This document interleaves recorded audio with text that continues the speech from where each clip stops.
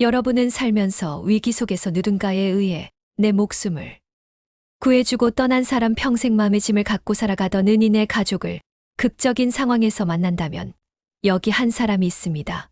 군 시절 나를 구하고 사라졌던 죽은 줄로만 알았던 사람, 이 가족이 세상은 돌고 돕니다. 군대 시절 북파공작원이었던 사람이 40여 년이 흐른 뒤 지하철에서 한 사건을 마주하게 됩니다. 그 감동의 순간으로 들어가 보시죠. 서울 지하철 3호선 오후 2시 30분. 퇴근 시간이 아직 멀었지만 지하철은 사람들로 붐볐다. 할아버지는 왼쪽 다리를 조금씩 절뚝이며 천천히 걸었다. 72세의 그는 40년 전 교통사고로 입은 다리 부상 때문에 오래 서 있기가 힘들었다. 저기 자리가 있군. 할아버지는 안도의 한숨을 내쉬었다. 하지만 그가 다가가자 이미 3명의 젊은이들이 자리를 차지하고 있었다. 그들은 스마트폰을 만지작거리며 주변을 의식하지 않는 듯했다. 실례합니다만 여기 자리 좀 양보해 주시겠어요? 할아버지가 공손하게 말했다. 그 중 한 명이 짜증스럽게 고개를 들었다. 아, 진짜 귀찮게. 먼저 앉은 사람이 임자죠. 다리 아프면 택시 타세요. 할아버지의 얼굴이 잠시 굳었지만 그는 다른 곳에서 자리를 찾기로 했다.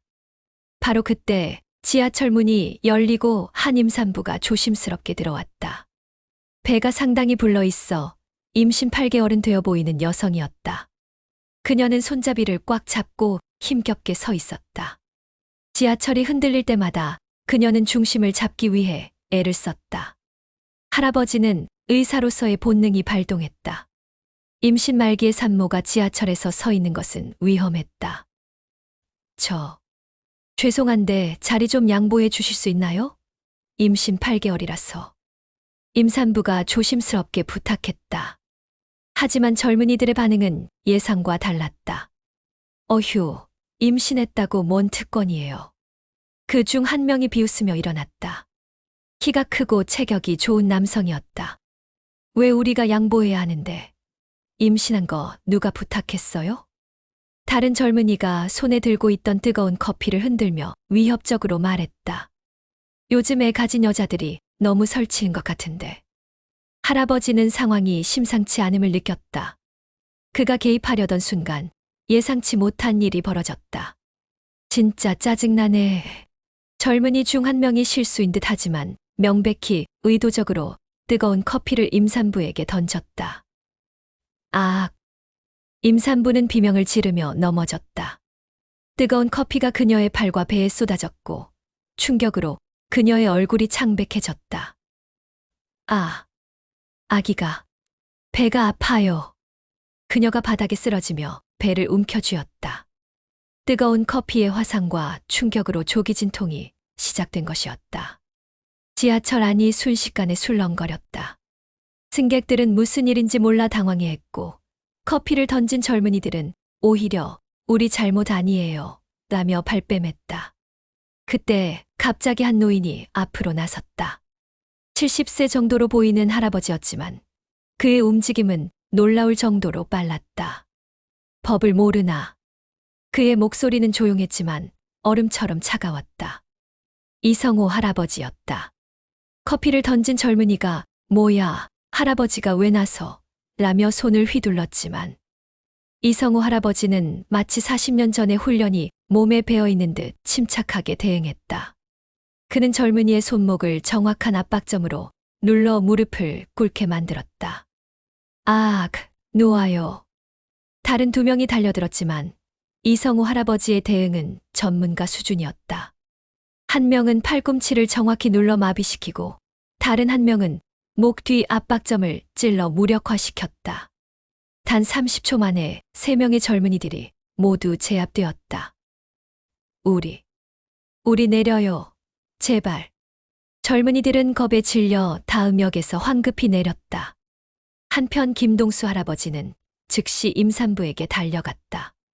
40년간 산부인과 의사로 일한 경험이 순간적으로 되살아났다. 부인, 진정하세요. 제가 의사입니다. 지금 몇 개월이세요? 8개월.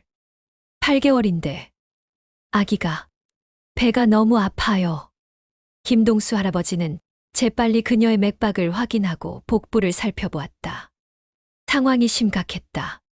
커피 화상에다 충격으로 인한 조기 진통, 그리고 출혈까지 보이고 있었다. 기관사님, 즉시 다음 역에 정차해 주세요. 응급 환자입니다. 하지만 지하철은 마침 터널 구간에서 신호 대기 중이었다. 최소 10분은 더 가야 역에 도착할 수 있었다. 부인, 지금 조기 진통이 시작됐습니다. 아기가 나오려고 해요. 제가 여기서 분만을 도와드려야 할 것 같습니다. 승객들이 웅성거렸다. 지하철에서 출산이라니. 이성우 할아버지가 즉시 상황을 정리했다. 모든 분들, 이쪽으로 모여주세요. 공간을 확보해야 합니다. 그의 단호한 목소리에 승객들은 자연스럽게 따랐다. 마치 위기 상황에서의 지휘관처럼 그는 질서정연하게 공간을 만들었다. 누구 깨끗한 수건이나 옷 있으시면 빌려주세요. 물 좀 주세요. 저기 응급 상황이니까 조용히 해주세요. 이성우 할아버지의 지시에 따라 승객들이 하나둘 협조했다. 어떤 이는 수건을 내주었고 어떤 이는 생수를 건넸다. 할아버지는 재빨리 자신의 손수건과 승객들에게 받은 깨끗한 천들로 간이 무균 환경을 만들었다. 부인, 힘들겠지만 제 말을 잘 들어주세요. 아기가 나오고 있어요. 지금 힘을 빼고 천천히 숨을 쉬세요. 선생님, 정말 괜찮을까요? 너무 무서워요. 제가 40년간 이런 일을 해왔습니다. 걱정하지 마세요. 아기도 엄마도 반드시 안전할 거예요. 지하철 안의 모든 승객들이 숨을 죽이고 지켜보는 가운데 할아버지는 전문의로서의 모든 경험과 기술을 동원했다. 지금 힘 주세요. 아기 머리가 보여요. 이성우 할아버지는 혹시 모를 상황에 대비해 주변을 경계하며 동시에 할아버지가 필요로 하는 것들을 재빨리 준비했다. 거의 다 왔어요. 조금만 더. 15분 후 지하철 안에서 기적 같은 일이 일어났다. 건강한 아기의 울음소리가 터널 안에 울려 퍼졌다. 축하합니다. 건강한 딸입니다. 승객들이 박수를 쳤고 임산부는 눈물을 흘리며 아기를 안았다. 선생님, 정말 감사합니다. 선생님이 아니었다면 천만에요. 당연한 일을 했을 뿐입니다. 지하철이 역에 도착하자 이미 대기하고 있던 구급차가 모자를 병원으로 이송했다. 두 할아버지는 함께 지하철에서 내렸다. 정말 놀라운 일이었습니다. 선생님의 의료 실력이 정말 대단하셨어요. 이성우 할아버지가 김동수 할아버지에게 말했다. 아닙니다. 선생님도 상황 정리를 정말 잘해주셨어요. 마치 이런 일에 익숙하신 것 같았는데. 그냥 젊었을 때 응급 상황을 많이 겪어봐서 그래요. 이성우 할아버지의 대답은 애매했다. 저는 김동수라고 합니다. 산부인과 의사였어요. 이성우입니다. 그냥 평범한 할아버지죠. 두 사람은 서로를 바라보며 묘한 느낌을 받았다. 마치 오래전부터 알고 지낸 사이 같은 기분이었다. 선생님, 혹시 매일 이 시간에 지하철을 이용하시나요? 네, 거의 매일 이 시간에 타요. 김 선생님도요? 저도 그래요. 아마 내일도 만나게 될 것 같네요. 두 할아버지는 각자의 길로 헤어졌지만 둘 다 마음속으로는 내일의 만남을 기대하고 있었다. 그날 밤 할아버지는 잠자리에 들기 전 문득 생각했다. 이성우 선생님. 정말 평범한 할아버지일까? 그 움직임이나 상황 판단력이 보통 사람 같지 않았는데. 한편 이성우 할아버지도 잠들기 전 김동수 선생님. 40년간 산부인과 의사셨다고 하니 정말 대단하신 분이군. 그런데 왜 자꾸 옛날 생각이 나는 걸까? 두 사람 모두 알지 못했다. 이것이 40년 만에 시작되는 운명적 재회의 첫 장면이라는 것을. 다음 날 오후 2시 30분 같은 지하철 3호선에서 두 할아버지는 다시 만났다. 마치 약속이나 한 것처럼. 김 선생님. 이 선생님, 정말 만나게 되네요. 이렇게 두 노인의 일상적 만남이 시작되었다. 그들은 아직 몰랐다. 서로가 40년 동안 찾아 헤맨 그 사람이라는 것을. 매일 반복되는 지하철에서의 만남. 함께 걷는 시간. 나누는 대화들. 승객들 사이에서는 그들이 지하철 영웅 할아버지들로 유명해지기 시작했다. 그들이 탄 지하철에서는 더 이상 노약자나 임산부를 괴롭히는 일이 없어졌다. 하지만 두 할아버지는 여전히 서로의 진짜 정체를 모르고 있었다. 40년 전 철원 근처 산속에서 만났던 그 운명적인 밤을 기억하지 못한 채로. 그날 이후 동수와 성호는 매일 같은 시간에 만났습니다. 마치 약속이라도 한 것처럼요. 동수 선생님, 오늘도 정시네요. 성호 선생님도 시계 같으시군요. 오후 2시 30분. 지하철 3호선. 두 할아버지는 어느새 서로를 기다리게 되었습니다. 함께 앉아서 이런저런 이야기를 나누는 것이 하루 중 가장 즐거운 시간이었어요. 요즘 세상 참 삭막해진 것 같아요. 동수가 한숨을 쉬었습니다. 그래도 선생님 같은 분이 계시니까 희망이 있죠. 성호가 미소를 지었습니다. 하지만 그의 눈 깊은 곳에는 무언가 무거운 그림자가 드리워져 있었어요. 승객들은 이제 두 할아버지를 알아보기 시작했습니다. 지하철 영웅들이라고 불렀어요. 그들이 타는 지하철에서는 양보 문화가 자연스럽게 생겨났습니다. 참 신기해요. 우리가 그런 영향을 끼치고 있다니. 동수가 창밖을 바라보며 말했습니다. 좋은 일이죠. 세상이 조금씩 따뜻해지는 거니까요. 성호의 목소리에는 깊은 감정이 담겨 있었습니다. 어느 날 동수가 조심스럽게 입을 열었습니다. 성호 선생님, 제가 하나 털어놓고 싶은 이야기가 있어요. 성호의 손이 미세하게 떨렸습니다. 무슨 이야기인데요? 40년 전 일이에요. 제가 평생 잊을 수 없는. 동수의 목소리가 조금씩 작아졌습니다. 성호는 순간 긴장했습니다. 가슴 깊은 곳에서 무언가가 꿈틀거렸어요. 1983년 9월 15일이었어요. 그 날짜가 나오는 순간 성호의 얼굴이 창백해졌습니다. 그날, 제가 의대생이었을 때. 동수가 천천히 말을 이었습니다. 철원 근처에서 의료봉사를 하고 있었거든요. 철원. 그 단어에 성호의 심장이 빠르게 뛰기 시작했습니다. 그런데 길을 잃었어요. 밤중에 산속에서 헤매고 있었는데. 동수의 눈에 40년 전 그날 밤의 기억이 떠올랐습니다. 갑자기 총소리가 들리더라고요. 성호가 무의식적으로 오른손을 만졌습니다. 엄지에 있는 흉터 부분을요. 무서웠지만 누군가 도움이 필요한 것 같아서 그쪽으로 갔어요. 동수의 목소리가 떨렸습니다. 그곳에서 한 부부를 만났어요. 아내가 임신 8개월이었는데 조기 진통이 시작된 거예요. 성호는 숨을 참았습니다. 마음속에서 무언가가 요동쳤어요. 남편분이 북파공작원이었어요. 그 순간 성호의 몸이 굳어졌습니다. 정말 위험한 상황이었어요. 북한군들이 추격해오고 있었거든요. 동수가 계속 말했습니다. 그런데 그 남편분이 정말 용감했어요.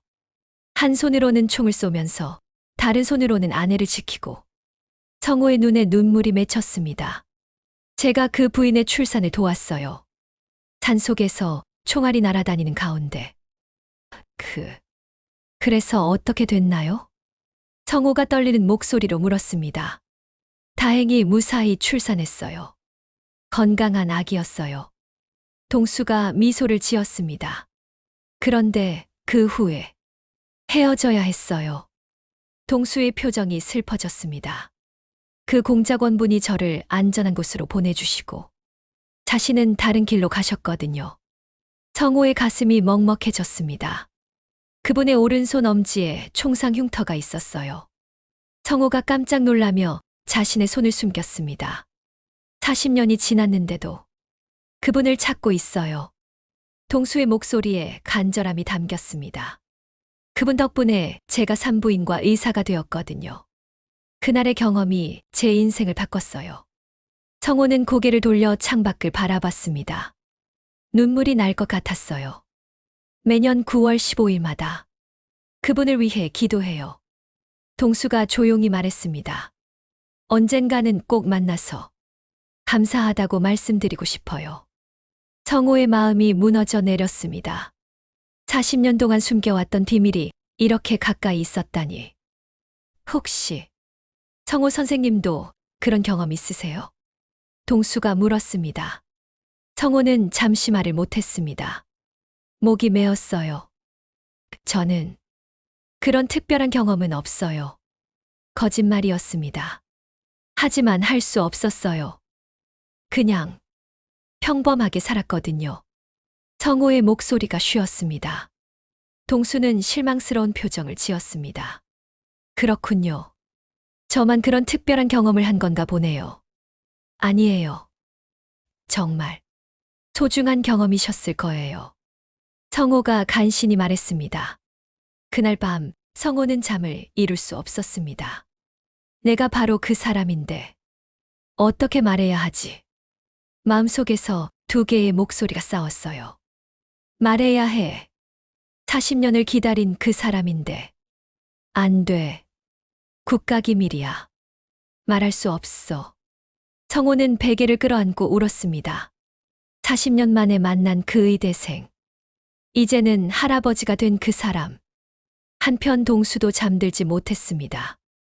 왜 성호 선생님은 제 이야기를 들을 때마다 불편해하실까? 혹시, 설마. 하지만 동수는 그 생각을 떨쳐냈습니다. 너무 희망적인 생각이었거든요. 다음 날 두 사람은 다시 만났습니다. 하지만 어제와는 분위기가 달랐어요. 성호 선생님, 어제 잠 못 주무셨어요? 얼굴이 안 좋으시네요. 아니에요. 그냥 나이가 들어서 그래요. 성호가 힘없이 대답했습니다. 동수는 뭔가 이상함을 느꼈습니다. 분명히 어제 자신의 이야기를 듣고 난 후부터 성호의 반응이 달라진 것 같았어요. 혹시, 정말 혹시, 동수의 가슴이 두근거렸습니다. 하지만 확신할 수는 없었어요. 40년이라는 긴 세월이 지났고 그날 밤은 너무 어둡고 혼란스러웠거든요. 동수 선생님. 성호가 조심스럽게 말했습니다. 네. 그분을 꼭 찾으셨으면 좋겠어요. 성호의 목소리에 진심이 담겨 있었습니다. 감사해요. 성호 선생님도 언젠가는 소중한 사람과 만나시길. 동수가 따뜻하게 웃었습니다. 성호는 마음속으로 울었습니다. 내가 바로 그 사람인데. 두 사람 사이에 묘한 긴장감이 흘렸습니다. 서로를 의심하면서도 확신할 수 없는 상황. 40년 전 그날 밤의 진실이 조금씩 수면 위로 떠오르고 있었습니다. 과연 언제 두 사람이 서로를 알아볼까요? 그날 저녁 동수는 용기를 냈습니다. 성호 선생님, 오늘 시간 괜찮으시면 저희 집에서 저녁 드실래요? 성호의 얼굴이 잠시 굳었습니다. 가슴 깊은 곳에서 불안감이 올라왔어요. 집에요? 네. 그동안 지하철에서만 만났는데 제대로 대접 한번 해드리고 싶어서요. 동수의 눈에는 진심이 담겨 있었습니다. 성호는 망설였습니다. 너무 가까워지면 위험할 것 같았거든요. 하지만 거절하기도 어려웠어요. 그럼 감사히 가겠습니다. 동수의 집은 아담했습니다. 혼자 사는 할아버지의 집치고는 정말 깔끔했어요. 들어오세요. 편하게 앉으세요. 성호가 거실에 들어서자 벽에 걸린 사진들이 눈에 들어왔습니다. 가족 사진들, 의사 시절의 기념사진들. 그런데 한 장의 흑백 사진이 성호의 시선을 붙잡았습니다. 심장이 쿵쾅거렸어요. 낡은 흑백 사진 속에는 젊은 동수와 의료진들이 서 있었습니다. 뒤쪽 배경에 보이는 산과 건물들. 성호의 손이 떨렸습니다. 그곳은 철원이었어요. 분명히. 아, 저 사진에 관심 있으세요? 동수가 부엌에서 나오며 말했습니다. 성호는 깜짝 놀라서 뒤돌았어요. 아, 아니에요. 그냥 1983년에 찍은 사진이에요. 의료봉사 갔을 때요. 동수가 자연스럽게 말했습니다. 성호의 머릿속이 하얗게 변했어요. 철원 근처에서 찍은 거예요. 그 순간 성호는 자신도 모르게 중얼거렸습니다. 철원 근처. 동수의 움직임이 멈췄습니다. 어떻게 아세요? 성호는 순간 깨달았어요. 자신이 실수했다는 걸. 저는 그냥 배경이 그런 것 같아서요. 하지만 동수의 눈빛이 예리해졌습니다. 성호 선생님 이상한데요. 그냥 봐서는 철원인지 알 수 없을 텐데. 성호의 등에 식은땀이 흘렸어요. 제가 젊을 때 그쪽 지역을 자주 가봐서요. 거짓말이었습니다. 하지만 다른 핑계가 떠오르지 않았어요. 동수는 성호를 뚫어져라 바라봤습니다. 뭔가 수상했거든요. 저녁 준비 도와드릴까요? 성호가 화제를 돌리려 했습니다. 아니에요. 거의 다 됐어요. 조금만 기다리세요. 동수가 다시 부엌으로 들어갔지만 계속 성호를 힐끔힐끔 봤어요. 성호는 소파에 앉아 있었지만 마음이 편하지 않았습니다. 가슴이 두근거렸어요. 실수했어. 너무 자연스럽게 철원이라고 말해버렸어. 10분 후 두 사람은 식탁에 마주 앉았습니다. 정말 맛있어 보이네요.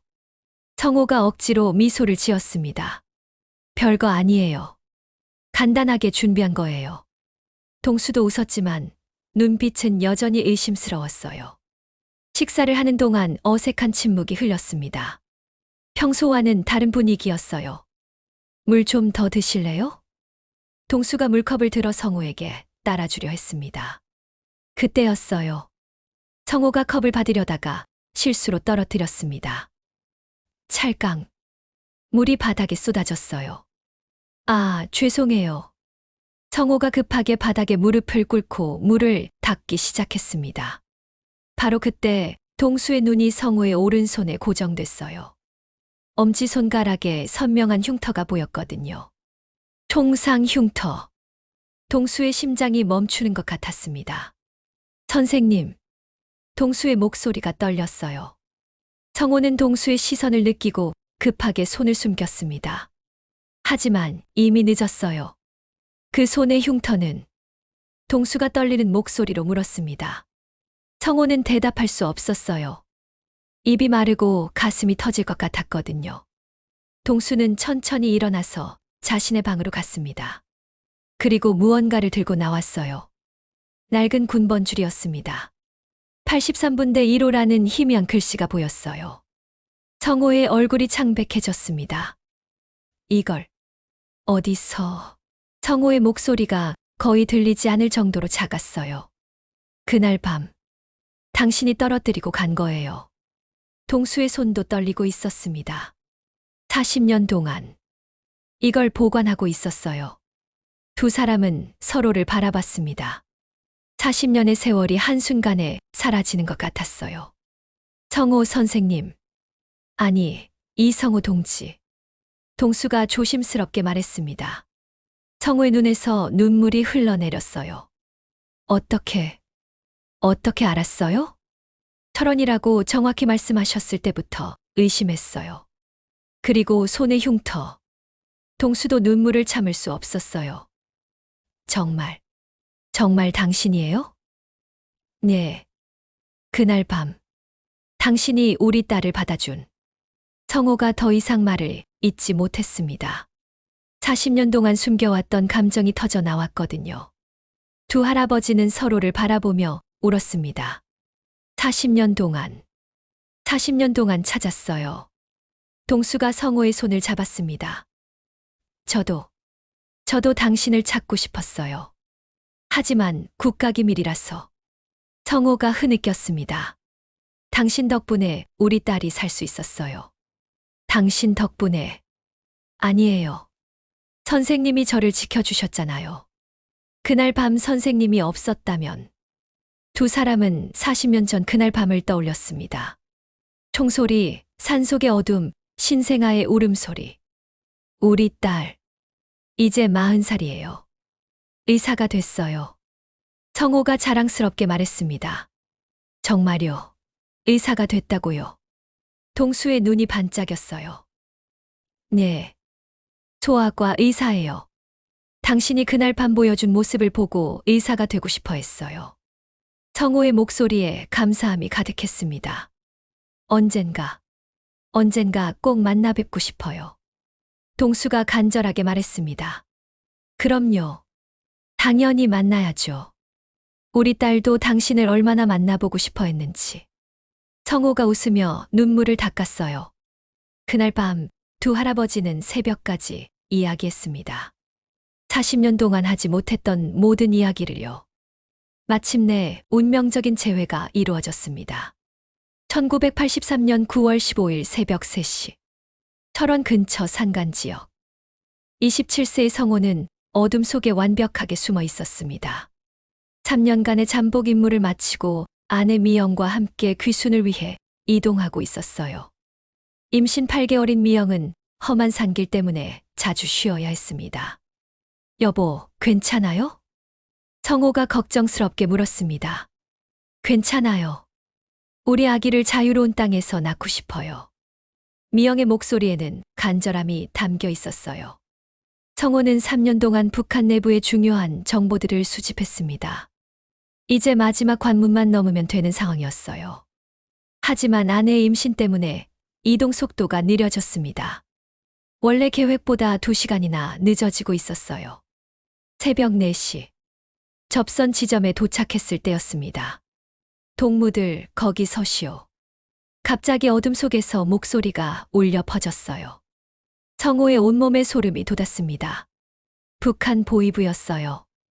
이성호, 내가 남조선 단첩이라는 것을 우리는 이미 다 알고 있다.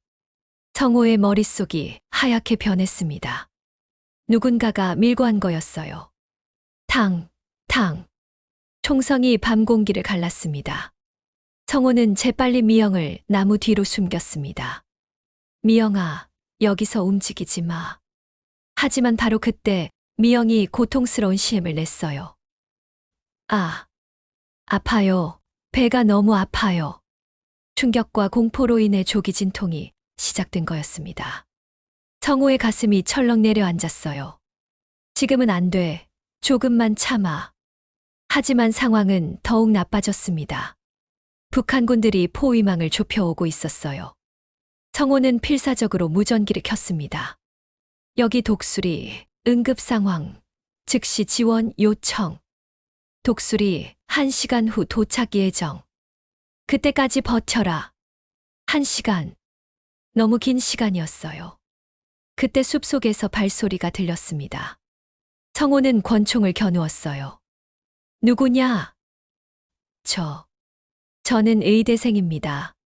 20세의 동수가 손을 들고 나타났습니다. 의료봉사를 왔다가 길을 잃은 상황이었어요. 의대생. 성호의 눈이 번뜩였습니다. 정말이에요. 의과대학 3학년 김동수입니다. 성호는 순간 결단을 내렸어요. 아내를 구하려면 의료 지식이 필요했거든요. 지금 우리 아내가 조기 진통을 하고 있어. 도와줄 수 있겠나? 동수는 상황을 파악하고 즉시 달려갔습니다. 미영은 이미 양수가 터진 상태였어요. 지금 즉시 분만해야 해요. 아기가 위험해요. 동수의 목소리가 떨렸지만 확신에 차 있었습니다. 하지만 여기는 선택의 여지가 없어요. 탕. 총성이 더욱 가까워졌어요. 성호는 한 손으로는 총을 쏘고 다른 손으로는 동수를 도왔습니다. 깨끗한 천이 필요해요. 동수가 급하게 말했어요. 성호는 자신의 셔츠를 찢어 주었습니다. 물도 끓여야 해요. 성호가 휴대용 버너로 물을 끓이는 동안 총성은 계속 울려 퍼졌어요. 빨리 해야 해. 그들이 다가오고 있어. 성호의 목소리에 절박함이 묻어났습니다. 알겠어요. 부인, 지금 힘주세요. 동수는 20세의 어린 나이였지만 놀라운 침착함을 보였어요. 미영은 고통 속에서도 신음을 참았습니다. 아기를 위해서였어요. 우리 아이가 정말 자유로운 땅에서 태어나는 거죠. 미영이 힘겹게 물었어요. 그럼 꼭 그렇게 될 거야. 성호가 아내의 손을 꼭 잡았습니다. 새벽 5시 47분. 아기의 울음소리가 산속에 울려 퍼졌어요. 성공했어요. 건강한 아기예요. 동수가 환하게 웃었습니다. 하지만 기쁨도 잠시 북한군들이 바로 코앞까지 다가왔어요. 이제 어떻게 하죠? 동수가 불안하게 물었어요. 성호는 결단을 내렸습니다. 김 학생, 우리 딸을 부탁해. 네. 내가 저들의 주의를 다른 곳으로 끌 테니까 그 사이에 아내와 아이를 데리고 안전한 곳으로 가. 성호가 동수에게 지도를 건넸어요. 안 돼요. 함께 가야 해요. 동수가 항의했지만 성호의 결심은 확고했어요. 이게 최선이야. 너는 의사가 되어야 해. 더 많은 생명을 구해야 하고. 그때 총알이 성호의 오른손 엄지를 관통했습니다. 아. 성호가 고통스러워했지만 총을 놓지 않았어요. 어서 가. 성호가 소리쳤어요. 동수는 미영과 신생아를 조심스럽게 부축했습니다. 선생님도 꼭 살아남으세요. 걱정 마. 서울에서 만나자. 성호가 헬리콥터 소리가 들려오는 반대 방향으로 뛰어갔어요. 추격자들의 주의를 끌기 위해서였죠. 동수는 미영과 아기를 데리고 지도를 따라 이동했습니다. 성호의 희생 덕분에 안전하게 접선 지점에 도달할 수 있었어요. 가을비가 내리면 강물은 불어납니다. 동수가 암호를 말했어요. 그러나 소나무는 결코 휘어지지 않습니다. 남한 요원들이 응답했습니다. 미영과 아기는 안전하게 구조되었어요. 하지만 성호는 돌아오지 못했습니다. 그는 3일 동안 산속에서 부상을 치료하며 숨어 있어야 했어요. 다른 경로로 탈출하느라 더 많은 상처를 입었지만 가족이 안전하다는 사실이 그에게 힘을 주었습니다. 며칠 후 성호도 간신히 남한으로 돌아왔어요. 하지만 이미 미영과 아기는 보호시설로 이송된 후였습니다. 국가기밀 때문에 그들의 행방을 알 수 없었어요. 동수도 마찬가지였어요. 의료진으로 참여했지만 보안상 모든 정보가 차단되었거든요. 그렇게 40년이 흘렀습니다. 성호는 평생 그 의대생을 찾고 싶었지만 찾을 수 없었어요. 동수도 평생 그 북파공작원 가족을 그리워했지만 만날 수 없었어요. 하지만 운명은 그들을 다시 만나게 했습니다. 지하철에서 또 다른 생명을 구하는 순간에 40년 전과 똑같이 일주일 후 동수는 성호에게 특별한 제안을 했습니다. 성호 선생님, 우리 딸을 만나보시겠어요? 성호의 눈이 반짝였어요. 40년 동안 그리워했던 순간이었거든요. 정말 괜찮을까요? 성호의 목소리가 떨렸습니다. 당연하죠. 미영이도 당신을 얼마나 만나고 싶어 했는지 몰라요. 그날 오후 한 카페에서 세 사람이 만났습니다. 40세가 된 미영은 아름다운 여성이었어요. 소아과 의사답게 따뜻한 미소를 지니고 있었습니다. 아버지가 평생 찾던 그분이 바로 미영이 동수를 보자마자 눈물이 흘렀어요. 선생님, 정말 감사합니다. 미영이 깊게 고개를 숙였습니다. 동수의 가슴이 뭉클해졌어요. 40년 전 그 작은 아기가 이렇게 훌륭한 의사가 되었다니. 미영이 맞구나. 정말 예쁘게 자랐네. 동수가 아버지 같은 미소를 지었습니다. 성호는 옆에서 이 모습을 바라보며 감격했어요. 자신의 딸과 생명의 은인이 만나는 순간이었거든요. 아빠, 이분이 정말 저를 받아주신 분이에요. 미영이 성호에게 물었어요. 그럼 이분이 아니었다면 너는 이 세상에 없었을 거야. 성호의 목소리에 자부심이 담겨 있었습니다. 미영은 동수의 손을 꼭 잡았어요. 선생님 덕분에 제가 의사가 될 수 있었어요. 내가 뭘 했다고? 아빠에게 평생 들었어요. 그날 밤 선생님이 보여주신 모습을요. 미영의 눈에서 눈물이 흘렸어요. 그 이야기를 듣고 의사가 되고 싶었어요. 선생님처럼 생명을 구하는 사람이 되고 싶었거든요. 동수의 마음이 따뜻해졌습니다. 자신이 한 일이 이렇게 큰 영향을 끼쳤다니. 세 사람은 오랫동안 이야기를 나누었어요. 40년간 나누지 못했던 모든 이야기를요. 하지만 행복한 시간도 잠시, 며칠 후 큰 일이 벌어졌습니다. 성호가 갑자기 가슴을 움켜쥐며 쓰러진 거예요. 아, 가슴이 아파요. 동수가 재빨리 달려갔습니다. 성호 선생님, 괜찮으세요? 하지만 성호의 얼굴은 창백했고 식은땀이 흘렸어요. 구급차가 도착했고 성호는 병원으로 급히 이송되었습니다. 검사 결과는 충격적이었어요. 40년 전 총상 때 몸속에 남아있던 파편이 심장 근처로 이동한 거였습니다. 즉시 수술해야 합니다. 의사가 심각한 표정으로 말했어요. 하지만 위험한 수술입니다. 파편의 위치가 너무 위험해요. 동수는 잠시 생각했습니다. 그리고 결심했어요. 제가 수술하겠습니다. 선생님이요? 하지만 이분은 제 은인입니다. 40년 전 제 목숨을 구해주신 분이에요. 동수의 목소리에 확신이 담겨 있었습니다. 이번엔 제가 선생님을 구할 차례입니다. 수술 준비가 시작되었어요. 72세의 은퇴한 의사가 직접 수술을 집도하는 특별한 상황이었습니다. 수술실 앞에서 미영이 기다렸어요. 두 아버지 모두 걱정스러웠거든요. 아빠, 동수 할아버지. 모두 무사하길. 수술은 5시간 동안 계속되었습니다. 동수는 40년간의 의료 경험을 모두 쏟아냈어요. 떨리는 손으로도 정확하게 파편을 제거했습니다. 마침내 수술이 끝났어요. 성공했습니다. 수술실에서 나온 동수가 환하게 웃었습니다. 미영이 두 할아버지를 번갈아 안았어요. 정말 감사해요. 두 아버지 모두 무사해서. 성호가 마취에서 깨어났을 때 동수가 옆에 앉아 있었어요. 고맙습니다. 정말 고마웠습니다. 성호가 힘없이 말했어요. 천만에요. 40년 전에 선생님이 저를 구해주셨으니까요. 동수가 성호의 손을 잡았습니다.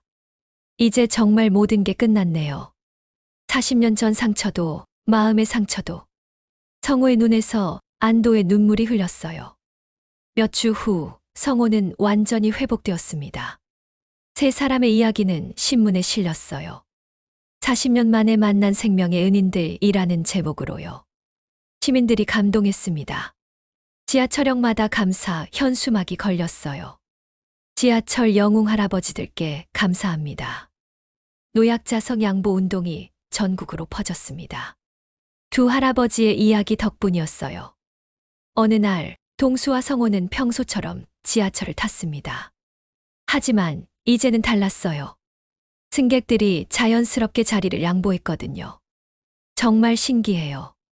세상이 이렇게 변할 수 있다니. 동수가 감탄했어요. 우리가 한 일이 이렇게 큰 변화를 만들어냈네요. 성호도 뿌듯해했습니다. 매주 일요일 세 사람은 함께 시간을 보냈어요. 미영이 두 할아버지를 모시고 식사를 하거나 산책을 했습니다. 두 아버지 덕분에 저도 더 많은 아이들을 치료할 용기가 생겨요. 미영이 행복하게 말했어요. 우리 모두 서로에게 힘이 되고 있구나. 성호가 따뜻하게 웃었습니다. 어느 저녁 두 할아버지가 공원을 걸으며 이야기했어요. 성호 선생님, 정말 기적 같아요. 40년 만에 이렇게 만나다니. 내 인생에서 가장 의미 있는 임무였어. 성호가 진심을 담아 말했습니다. 제 인생에서 가장 소중한 첫 환자였어요. 동수도 감격스럽게 대답했어요. 석양이 두 할아버지를 따뜻하게 비추었습니다. 40년을 뛰어넘은 우정. 생명을 구하는 일로 이어진 인연. 이제 그들의 이야기는 많은 사람들에게 희망을 주고 있었어요. 매일 오후 2시 30분 지하철 3호선에서 만나는 두 할아버지. 그들의 하루는 여전히 평범했지만 그 평범함 속에 깊은 의미가 담겨 있었습니다. 진정한 영웅은 바로 이런 사람들이었어요. 조용히 하지만 확실하게 세상을 변화시키는 사람들.